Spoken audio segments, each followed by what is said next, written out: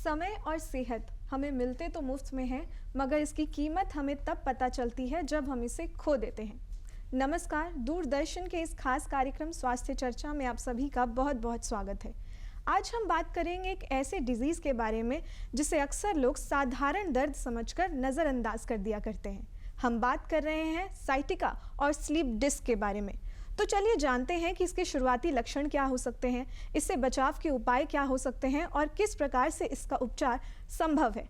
तो इसके लिए, इस पर अधिक जानकारी के लिए हम बात करेंगे डॉक्टर संतोष कुमार से, जो आयुर्वेदिक डॉक्टर हैं और इस वक्त हमारे साथ स्टूडियो में मौजूद हैं। डॉक्टर संतोष, आपका हमारे इस कार्यक्रम स्वास्थ्य चर्चा में बहुत बहुत स्वागत है। सबसे पहले जोहार, नमस्ते। डॉक्टर, मैं चाहूँगी कि आप हमारे दर्शकों को बताएं कि स्लीप डिस्क और साइटिका डिजीज़ क्या है, ताकि वो लोग ये समझ पाएं कि इससे शरीर में किस तरह की परेशानी होती है। सबसे पहले मैं बताना चाहता हूँ कि slip disc, sciatica, disc bulge, सारा जो भी चीज़ है सब एक ही चीज़ है। अगर इसको बोल चाल के भाषा में कहते हैं हम, तो हड्डियों के बीच में नस का दबना, ठीक है। तो जैसे आप ब्रेन से, हार्ट से आर्टरी के माध्यम से सारा ब्रेन में जाता है ब्लड, वहाँ से डिस्ट्रीब्यूट होता है सारी जगह, और वो नस का संख्या इतना ज़्यादा है कि वो रीढ़ के हड्डी के अगल बगल से जाता है। तो हड्डी जो होता है आजकल, क्या हड्डियों के बीच में कार्टिलेज होता है। कार्टिलेज जब ख़राब हो जाता है तो हड्डी अपने जगह से घसक जाता है। थोड़ा सा दबाव पड़ेगा किसी चीज़ में तो अपने जगह से माने घसक जाता है। घसकने के बाद जो नस दबता है और ब्लड का सर्कुलेशन रुकता है, तो पैरों में दर्द होना स्टार्ट हो जाता है, कमर में दर्द होना स्टार्ट हो जाता है, जिसको हम लोग स्लिप डिस्क भी कहते हैं, साइटिका भी कहते हैं, और हड्डियों में नस का दबना भी कहते हैं। तो ये शरीर के किस हिस्से को प्रभावित करती है ज़्यादातर? जैसे आप सर्वाइकल भी स्लिप डिस्क ही है, और लंबर स्पॉन्डिलाइटिस भी स्लिप डिस्क ही है। तो अगर सर्वाइकल हो गया तो आपको गर्दन का मूवमेंट सारा बंद हो जाएगा, और जैसे लंबर में अगर कोई नस दब गया, जैसे L1 to L5 में, तो कमर में दर्द स्टार्ट हो जाएगा, और L5 से S1 में जब नस दब जाएगा तो साइटिका का लक्षण, माने सियाटिक नर्व होती है, जिसको बोलचाल के भाषा में साइटिका कहते हैं। तो साइटिका होता है और वो पैरों में दर्द होना स्टार्ट हो जाता है। माने एक पैर में, किसी का लेफ्ट में हो जाएगा, राइट में हो जाएगा, कभी कभी दोनों पैरों में स्टार्ट हो जाता है। तो बेसिकली यही सिम्टम है इसका। तो स्लीप डिस्क और साइटिका में, दोनों में बहुत अंतर है? नहीं, कोई अंतर नहीं है। स्लीप डिस्क और साइटिका दोनों कहें तो एक ही चीज़ के हैं, लेकिन अलग अलग नाम है। उसमें साइटिका में है सियाटिक नर्व होता है जो दबता है, लेकिन डिस्क के घसकने से ही वो नस दबता है, जिसके कारण हम लोग साइटिका बोलते हैं। आम बोलचाल की भाषा में हम लोग उसको साइटिका नाम दे दिए हैं। साइटिका है जैसे एक पैरों में, कमर से लेके पूरे पैर में नीचे तक दर्द रेड्यूस होता है, झंझनाहट होता है, असहनीय पीड़ा होता है, जिसको आप बयान नहीं कर सकते हैं, केवल आंसू निकलता है, तो उसको हम साइटिका कहते हैं।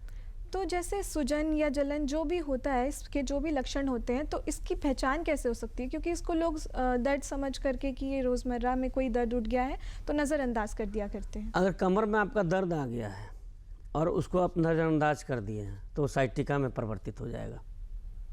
क्योंकि बेसिकली आप समझ सकते हैं, जो हमारा जो स्पाइनल कोड है वो C1 to C7, T1 to T12 और L1 to L5, और उसके बाद S1 होता है जो साइटिका, जिसको बोलते हैं सैक्रम बोलते हैं, वो साइटिका नर्व उसी से दबती है।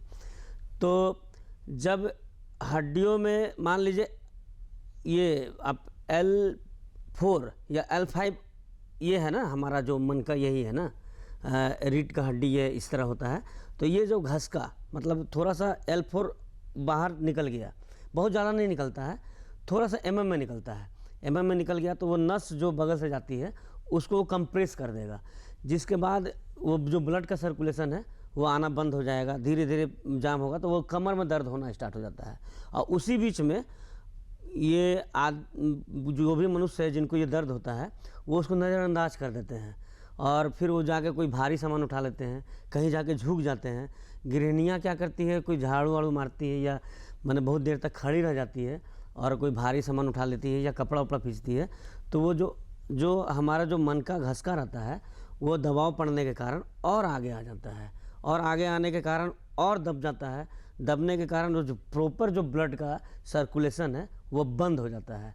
बंद होने के बाद तो हमारा जो भी है, जो पैर में जो दर्द होना होता है वो तो सब ब्लड उसको चाहिए, कंटिन्यू चाहिए, लेकिन वो रुक जाता है तो झंझनाहट होना स्टार्ट हो जाता है, वही असहनीय पीड़ा में परिवर्तित हो जाता है। तो लोगों को सबसे पहले जो दर्द हो, कमर में दर्द हो, उसी बीच आप डॉक्टर के पास जाएं, MRI कराएं, डिजिटल एक्सरे कराएं, उसी से मालूम चल जाता है आजकल कि आपको माने हड्डियों के बीच में नस का दब रहा है। तो शोध के अनुसार, जैसा कि हम जानते हैं 10 साल पहले 100 में से 2 या 5 लोगों को ये मतलब दर्द उठता था और इस तरह की डिजीज़ होती थी, तो इसकी अभी क्या स्थिति है? 10 साल पहले का ये जो आंकड़ा है बहुत ही चौंकाने वाला है कि 100 में 2 से 5 ही लोगों को होती थी ये चीज़। अभी 10 साल बाद रेशियो इतना ज़्यादा बढ़ा है और आश्चर्य करने की बात है कि 100 में 70 से 80 लोगों को हो रही है, और आने वाले 10 साल में संभवतः 100 में 100 कहे तो 100 लोगों को हो जाएगा या 99 लोगों को, यानी कोई भी अछूता नहीं रहेगा, चाहे हम हो गए चाहे आप हो गए। हम जानते हुए भी इसी चीज़ से बच नहीं सकते हैं, क्योंकि बाज़ार में आजकल जो खान पान है हर चीज़ में मिलावट आ गया है, वही जाके हमारे हड्डियों के बीच का जो कार्टिलेज है जिसको ख़राब कर रहा है ना। ख़राब होने से थोड़ा सा भी दबाव पड़ने से वो हड्डी अपने जगह से वापस बाहर निकल जा रही है, जो नसों जिसके कारण नस दब रही है और ये परेशानियां हो रही हैं। तो आने वाले समय में ये भी कह सकते हैं कि खान पान पर ध्यान रखें और बाज़ार से छोटी छोटी चीज़ें लाएं, संभवतः जैसे आप खाने वाली सब्जी, करेला छोटा लाएं, भिंडी छोटा लाएं, क्योंकि हर चीज़ का साइज़ बदल गया है। करेला भी देखे होंगे कि बहुत बड़ा हो गया है, और लौकी का भी साइज़ बदल गया, धनिया पत्ता में कोई स्वाद नहीं है। तो वो सब जाके हम लोग कार्टिलेज हमारे ख़राब कर रही है, जिसके कारण ये चीज़ होना संभव है और होगा ही अगर इस पर सुधार नहीं किया जाए तो प्रमुख कारण इसका खाने में केमिकल्स वगैरह आप कह रहे हैं? हाँ, केमिकल्स से जाने से हड्डियों के जो बीच में ग्रीस हम लोग बोलचाल की भाषा में कहते हैं, कार्टिलेज है, वो ख़राब हो रही है।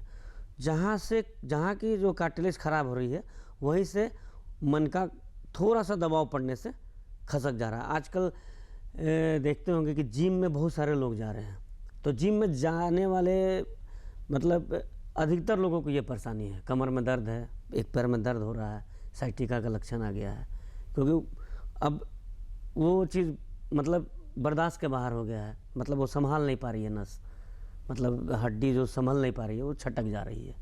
तो इसमें ऐसे कोई एज लिमिट है कि इस वर्ग के लोगों को होता है, इस उम्र के लोगों को होता है ये बीमारी? जब से हम लोग इस पर कार्य करना स्टार्ट किए उस समय, अभी तो 16 साल के लड़के को भी हो जा रहा है ये चीज़, और बुजुर्ग में तो काफ़ी देखने को मिल रही है, लेकिन 16 से मतलब 16 कम से कम 16 साल के लड़के को हम अभी तक ट्रीटमेंट किए हैं, तो वहाँ से स्टार्ट हो जा रही है ये चीज़।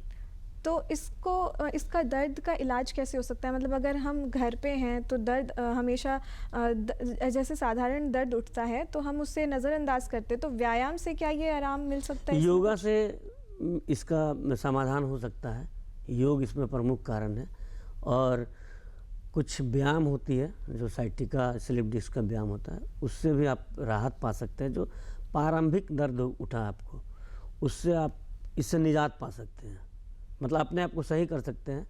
लेकिन आप ये समझ लीजिए, जब आपको दर्द उठा तो आपका जो मन का है हल्का सा घसका होगा, अपने जगह से बाहर आए होंगे, तो आपका दर्द उठ गया, तो आप उसी समय समझ जाइए कि हमारा जो कार्टिलेज है वो ख़राब हो गया है। तो उसी समय से आप खान पान पे ध्यान दे सकते हैं, और 2 से 3-4 महीना लगता है कार्टिलेज को फिर से रिपेयर होने में, और आप योगा वोगा करते रहें और ध्यान रखें अपने शरीर का, तो इस चीज़ से माने साइटिका में परिवर्तित होने से आप बच सकते हैं, माने ये चीज़ से बचा जा सकता है। तो खान पान क्या होने चाहिए कि मतलब हमें ये डिज़ीज़ से बचाव किया जा सके, हम इस डिज़ीज़ से बच पाएँ? बाज़ार में जाएँ तो ज़्यादातर आप माने ये जो वनस्पति होती है हाइब्रिड करके, वो मतलब शुद्ध शाकाहार शुद्ध ले मतलब आजकल तो हर चीज़ का मैम क्या है कि मतलब साइज़ ही बदल गया है। आप चिकन जाते हैं तो मतलब एक महीने में जो फाइलेरिया टाइप का मतलब फूल जाते हैं, उसको हम लोग खाते हैं। मतलब और बाज़ार में भी हर चीज़ का इतनी बदल गया। किसी चीज़ में मतलब कोई भी तेल, सरसों का तेल भी आप वही चीज़ खा रहे हैं। पानी भी आजकल आरओ का ही हम लोग पी रहे हैं। तो सभी चीज़ का, चावल भी पॉलिश वाला खा रहे हैं, आटा भी पैकेट बंद खा रहे हैं। हम लोग आटे से चोकर निकाल दे रहे हैं, वही चोकर हम लोग गाय को दे रहे हैं। गाय उसी चोकर को खा के कैल्शियम बना के हम लोग को दूध के माध्यम से दे रही है। दूध में भी आजकल इंजेक्शन दिया जा रहा है, गाय को भी इंजेक्शन मारा जा रहा है। तो कहीं भी किसी भी चीज़ पे थोड़ा ध्यान रखें तो इससे बचा जा सकता है, मतलब बहुत हद तक बचा जा सकता है। तो क्योंकि आप आरओ की बात कर रहे हैं, तो आरओ तो ऐसे भी होते हैं जिसमें मिनरल्स वगैरह भी पाए जाते हैं, तो ये शरीर को किस प्रकार से नुकसान करता है? पहले का पानी और आज के पानी में बहुत अंतर हो गया है। मतलब टीडीएस लोग कम करके पी रहे हैं। तो टीडीएस अगर जहाँ कम होगा तो सुनने में भी आया होगा, बहुत ज़्यादा टीडीएस होने से आपके घुटने में दर्द आ रहा है ना, जोड़ों में दर्द आ रहा है। तो मैंने एक तरह का टीडीएस अब मैंने 100-112 रखा जाए तब संभवतः उससे बचा जा सकता है। तो डॉक्टर, ये तो हुआ पानी के विषय में कि आप जल से आप बच सकते हैं, लेकिन खान पान से भी कैसे बचेंगे जब तक शुद्ध नहीं खाएंगे? पॉलिश वाला चावल खा रहे हैं आप, पैकेट बंद आटा खा रहे हैं, तो ये सबसे बचना होगा आपको। तो डॉक्टर, ये किस चीज़ की कमी के वजह से अचानक इस तरह का दर्द उठ जाता है और इस तरह का डिजीज़ हो जाता है शरीर में? सभी मिला के मुझे लगता है कि बहुत सारे विटामिन्स की कमी से, क्योंकि उसी के कारण मैंने हमारे शरीर में बहुत सारी कोशिका हैं जो विटामिन्स लेके जाती है और फ्लूइड का निर्माण करती है, जो हड्डियों के बीच में मतलब जहाँ जहाँ लिक्विड होता है वहाँ पे वो देती है, जहाँ जहाँ खराब होता है। तो खान पान को लेके हम लोग इसमें सुधार कर सकते हैं। विटामिन्स मिनरल्स का ध्यान रखा जा सकता है और कैल्शियम का ज़्यादा मतलब सेवन करें और विटामिन डी का उपयोग करें। मतलब धूप में ज़्यादा बैठे 15 मिनट सुबह से, मतलब सुबह 11 बजे तक जो धूप पड़ती है उसमें ज़्यादा मैंने बैठे 15-10 मिनट बैठे तो आपको इस चीज़ से थोड़ा सा बच सकते हैं। मतलब जितना हो सके विटामिन की मात्रा ज़्यादा लेनी चाहिए। Calcium, vitamin. तो आप, क्योंकि आप व्यायाम की बात कर रहे हैं, व्यायाम से जैसे राहत मिल सकती है, तो किस तरह के व्यायाम या योग होने चाहिए जिससे लोगों को कुछ आराम मिल पाए, इससे राहत मिल पाए? योगा है, योगा में आप कुछ व्यायाम है जो आपको करने से मतलब कपाल भारती कर सकते हैं। इसमें कुछ आसन होता है जो हम लोग सर को मतलब हाथों को फैला के बेड पे सो जाते हैं और शवासन। हाँ, शवासन ऐसा करके, और मतलब दोनों पैरों को इस तरफ लाना है, सर को दूसरी तरफ ले जाना है। इस तरह का सुबह शाम अगर व्यायाम करें तो इस चीज़ से थोड़ा सा बचा जा सकता है। अगर प्रारंभिक अब वो लक्षण आ गया तो वो लक्षण वहीं पर समाप्त हो सकता है।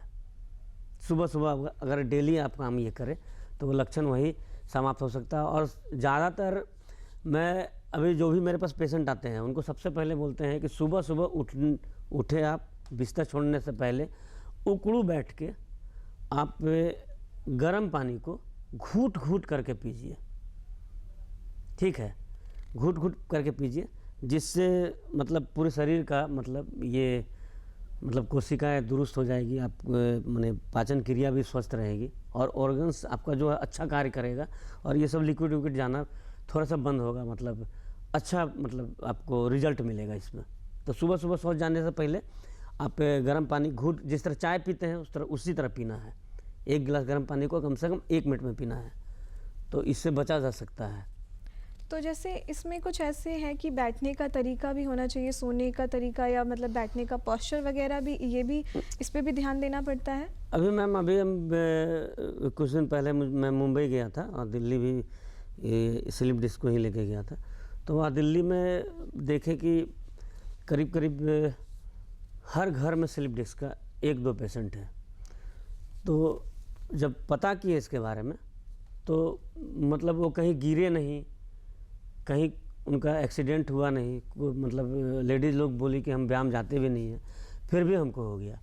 तो उनके घर में देखें तो मतलब जो गद्दा होता है, जो फोम वाला गद्दा होता है, उसको वो स्पंज वाले गद्दे होते हैं, उस गद्दा को देखें कि वो गद्दे का ज़्यादा उपयोग करते हैं, तो गद्दे पे सोने के कारण उनका ये बीमारी हो गया, मतलब साइटिका हो गया, स्लिप डिस्क। क्योंकि गद्दा एक तरफ जब करवट लेते हैं ना, तो माने हमारे रीढ़ का हड्डी का पोजीशन को चेंज कर देता है।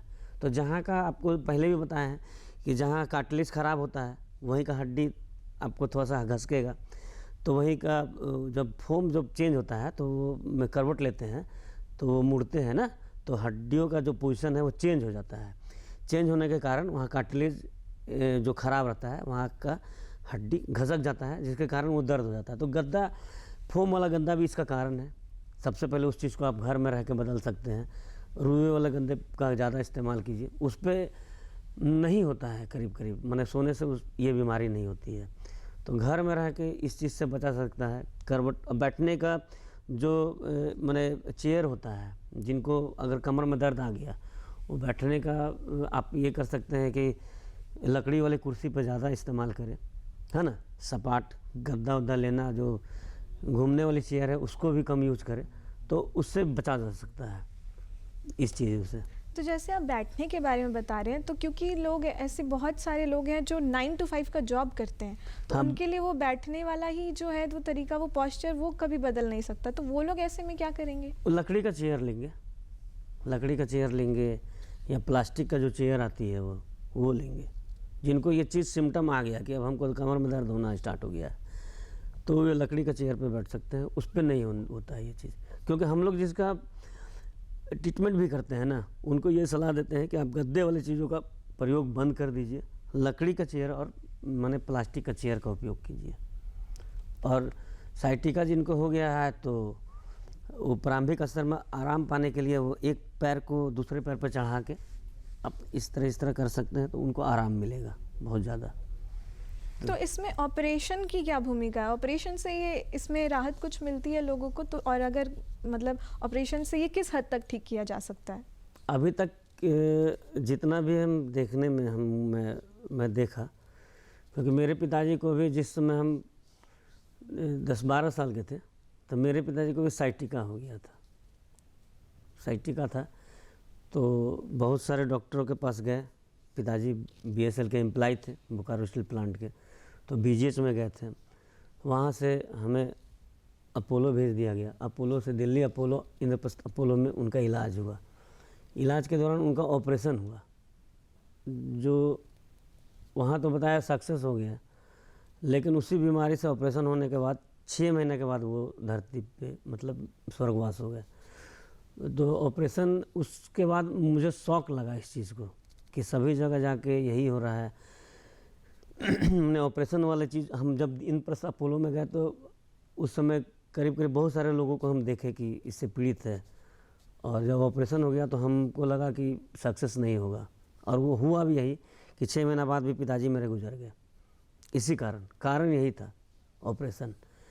तो हड्डियों के बीच में जब जो बगल रीढ़ की हड्डी होती है, उसके बगल से लाखों नस जाती है, और बाल से पतला पतला नस होता है। नस टूटता कभी नहीं है, क्योंकि बहुत मजबूत नस होता है, एक कुल्हाड़ी से भी कटेगा नहीं संभवतः। तो वो दब ही सकता है, जब दबता है तो बहुत सारे नस बाल से भी पतला पतला। जो ऑपरेट होता है तो पूरे शरीर मतलब खून से लथपथ रहते हैं, उसी बीच में उस नस को मतलब निकालना और ये करना बहुत मुश्किल होता है। सीज़ेरियन ब्लेड से अगर कोई भी नस अगर कट गया गलती से, तो विकलांग होने का पूरा संभावना है। ठीक है, बहुत बारीक जिनका हाथ है वो ही कर सकते हैं ऑपरेशन, और ऑपरेशन भी इसमें सक्सेस नहीं है, क्योंकि ऑपरेशन होने के बाद उठना बैठना झुकना अपना सभी चीज़ से उनको परहेज कर दिया जाएगा कि आप झुकिए मत। क्योंकि अगर कोई चीज़ हम ऑपरेट करके उसको लगा दें, उस जगह नट बोल्ट से उसको लगा दें, तो झुकना तो मना ही हो जाएगा। अगर लेकिन आदमी का दिनचर्या ऐसा है कि बिना झुके काम नहीं होगा, तो अब कभी गलती से आप झुक भी गए तो जो ऑपरेशन किया हुआ चीज़ है वो फिजियोथेरेपिस्ट या जो कैरोप्रैक्टर है, या हम लोग जो नाड़ी बंद चिकित्सा करते हैं, इससे ठीक होना बहुत मुश्किल है। वो दोबारा ऑपरेशन ही फिर उसका होगा। तो मतलब जो ये ऑपरेशन है वो ऑपरेशन में 100% सक्सेसफुल नहीं सक्सेस होता है। नहीं है, वो 95% मतलब इस चीज़ में फेलुअर है। और अच्छे डॉक्टर कहते हैं इसके कि आप जाइएगा तो अच्छे डॉक्टर भी कहते हैं कि ऑपरेशन मत कराइए, आप व्यायाम से इसको ठीक कर लीजिए, लेकिन ऑपरेशन से बचिए। जो अच्छे डॉक्टर है, जो जानकार है, बहुत ज़्यादा जो इस पे पकड़ है, वो ऑपरेशन से बचने का सलाह देते हैं। मतलब जितना हो सके घर में ही रह करके ठीक हाँ, करना ठीक है। किया जा सकता है। तो कई बार अगर हमें असहनीय दर्द उठता है तो ऐसे में क्या करना चाहिए? पेन किलर्स वगैरह ले सकते हैं, तो वो कितना इफ़ेक्टिव होता है, और उससे अगर इफ़ेक्टिव होता भी है तो उससे कोई नुकसान भी पहुंचता है? पेन किलर क्या है ना कि जो हड्डी जो अपने जगह से बाहर आ जाती है, तो उसको आप पेन किलर से आप अपने जगह पर ला नहीं सकते हैं, क्योंकि पोस्चर जब एक बार चेंज हो गया फिर उसको दवा से आप नहीं ला सकते हैं। दवा क्या करेगा, आपको दर्द में थोड़ा सहायक वाला काम करेंगे, लेकिन यहाँ दवा भी काम नहीं करती है। आप पेन किलर खा लीजिएगा, आपको काम नहीं करेगी, क्योंकि ब्लड तो आना जाना रुक गया, उसका ब्लड तो कम मैंने नस कंप्रेस हो गया, दब गया, जिसके कारण ब्लड का सर्कुलेशन बंद हो गया, झंझनाहट आपका पैरों में चालू हो गया।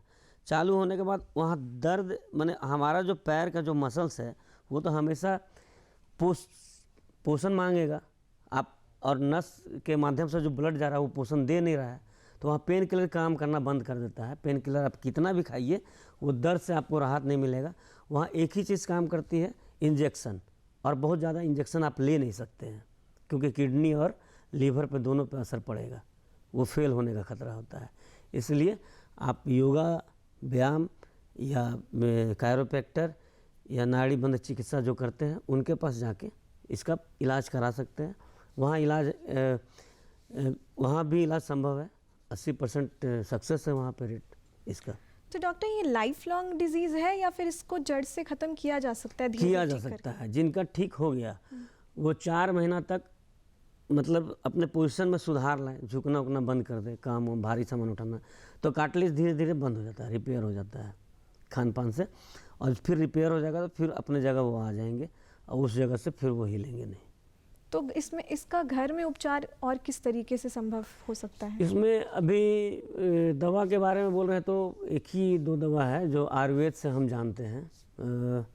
एक रसराज रस हो गया, एक आंगवीर रस हो गया, दोनों को मिलाकर एक अश्वगंधा रिष्ट, यही इस पे काम करता है। ज़्यादा असर मतलब उससे दर्द में बहुत ज़्यादा राहत मिलता है, और वो लीवर और किडनी को भी इफ़ेक्ट नहीं करता है। वो उसी के लिए नस के लिए ही दवा है। तो ये होम रेमेडीज़ बता रहे हैं, और क्योंकि आप आयुर्वेद के डॉक्टर हैं तो इसका दवा लेना चाहिए या मतलब इसके टैबलेट्स लेने चाहिए, या फिर डायरेक्ट घर में आप अगर सीधे कर व्यायाम कर ले, घर से व्यायाम करके। बहुत सारे लोग हम मिलते भी हैं कि हस्बैंड को हो गया है तो वाइफ बोलती है कि मेरा भी था, तो लेकिन हम व्यायाम करके ठीक कर लिए, लेकिन इनका नहीं ठीक हो पा रहा है। तो हो सकता है वो ज़्यादा मतलब उनका ज़्यादा हड्डी बाहर आ गया हो, जिसके कारण नस ज़्यादा दब रहा है, तो वो अपना ठीक कर लेती है व्यायाम से, और कुछ लोग का नहीं ठीक हो पाता है। तो खून की कमी या शरीर का वजन बढ़ना या मोटापा होना ये इसको भी कितना कारण है, प्रभावित करता है? ये भी कारण है। किस हद तक ये नुकसान पहुंचाता है? और खून का कमी से दर्द तो बढ़ेगा ना, मोटापा से जो आपका शरीर का वेट है, तो स्पाइनल कोड है हमारा, सोचिए कि एक रड की तरह भूमिका निभाता है, तो शरीर का वेट है तो उसी स्पाइनल कोड पर टिका रहता है, ठीक है। और हल्का सा आप थोड़ा सा भी डिस्टर्ब हो गए, मतलब कोई भारी सामान उठा लिए या गाड़ी के पीछे बैठ गए, गाड़ी, इसमें हम लोग एक काम करते हैं कि जिसको ये बीमारी हो जाता है, और ये इनको गाड़ी के पीछे भी बैठना हम लोग मना कर देते हैं, क्योंकि गाड़ी के पीछे आप बैठिएगा तो नीचे से भी जर्क देगा, और बॉडी आपका भारी है तो ऊपर से भी जर्क मारेगा, तो जो बीच में जो पार्ट आपका माने घसका हुआ है, तो ऊपर से जर्क लगने से और यह बाहर आ जाएगा, और नीचे से जर्क लगने से दोनों बाहर आएंगे, तो उस पर मना कर देते हैं। तो वेट भी बढ़ता है, वेट भी कारण है, तो वो दोनों जाके हड्डी के इथी को भी प्रभावित करता है। तो खून की कमी से दर्द ज़्यादा होता है, माने खून की मात्रा, हाँ, वीकनेस ज़्यादा रहेगा तो दर्द ज़्यादा होगा ना, तो वीकनेस से दर्द ज़्यादा उनको लगता है, और मोटापा कारण है कि जल्दी उसको जाने नहीं देता है। तो जीवन शैली किस तरीके की होनी चाहिए ताकि वो इस तरह का जीवन शैली, ऐसे तौर तरीके अपना पाएँ, लोग इससे बच पाएँ? सुबह सुबह उठ के सबसे पहले तो वो बोले कि आप गर्म पानी घूट घूट करके पीजिए। उसके बाद आप ये थोड़ा बेड पे ही योगा कर लीजिए, है ना। और इससे रिलेटेड आप जाके देख सकते हैं सोशल मीडिया पे, इससे रिलेटेड योगा हल्का फुल्का कर लीजिए। फिर दिनचर्या अपना सामान रखिए। और सबसे बड़ा कारण है चाय। चाय भी आप पीजिएगा, वो भी जाके इस चीज़ को ख़राब करता है, बहुत जल्दी ख़राब करता है। चाय, टमाटर, दही, केला, ये चीज़ जिनको हो गया है वो चीज़ इसको ज़्यादा अवॉइड करें तो इससे बच सकते हैं। और मैंने आप एक बार जिनका हो गया और जिनका फिर हड्डी वहाँ सेट हो गया तो उनको कम से कम 4 महीना अपना पोस्चर सही रख के चलना होगा, तभी जाके वहाँ कार्टिलेज बनता है। कार्टिलेज पूरे बॉडी का बनता है, ठीक है। तो बूंद बूंद करके जाके बनता है, तो वही 4 महीना के बाद वो फिर सही हो जाता है उसी तरह। क्योंकि डॉक्टर आप चाय की बात कर रहे हैं तो चाय के शौकीन तो हमारे काफ़ी दर्शक हैं, तो ऐसे में दूध के प्रोडक्ट कम खाने चाहिए, पीने चाहिए, या फिर चाय में कैफीन होता है। चाय मना करते हैं हम लोग। चाय को दूध के साथ उसका प्रतिक्रिया सही नहीं है आयुर्वेद में, ठीक है। तो लाल चाय पी सकते हैं आप, ये दूध के साथ नहीं, हम मना करेंगे इस चीज़ में। क्योंकि चाय जिनको ये प्रॉब्लम हो गया वो चाय पियेंगे ना तो वो अपने आप को देखेंगे कि उसके बाद दर्द उनका बढ़ जाता है। तो इस अधिक जानकारी के लिए और आपका हमारे इस कार्यक्रम में आने के लिए डॉक्टर बहुत बहुत शुक्रिया। डॉक्टर संतोष ने हमें स्लिप डिस्क और साइटिका से जुड़ी तमाम जानकारी हमें बताई। उन्होंने कई पहलुओं पर प्रकाश डाला और उन्होंने बताया कि इससे बचाव कैसे किया जा सकता है, इसके शुरुआती लक्षण क्या क्या हो सकते हैं और आयुर्वेद में इसका उपचार कैसे संभव है, इसकी भी जानकारी हमें दी। तो इसी के साथ हम आशा करेंगे कि इस चर्चा से और इस सलाह से आप सभी को लाभ मिलेगा। इसी के साथ हमें दीजिए इजाज़त। स्वास्थ्य चर्चा के अगले अंक में फिर मिलेंगे आपसे अगले विषय के साथ। तब तक के लिए नमस्कार, जोहार। नमस्कार।